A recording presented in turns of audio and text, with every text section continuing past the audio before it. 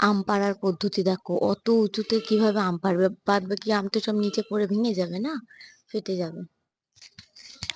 তো আম পাড়ার পদ্ধতিটা দেখো, এই ঝুড়ি, এই দড়ি বাঁধা আছে, লম্বা দড়ি বাঁধা। পদ্ধতিটা শুধু দেখো বন্ধুরা,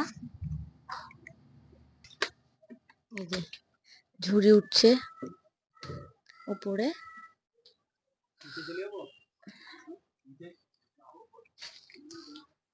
ওই যে ঝুড়ি উঠে গেল। এপারের বড় দড়িটা টেনে বেঁধে দেবে শক্ত ভাবে।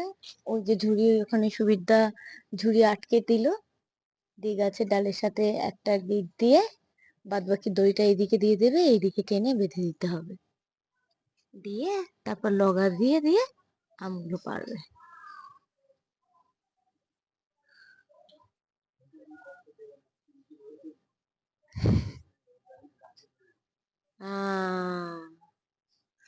দেখেছ?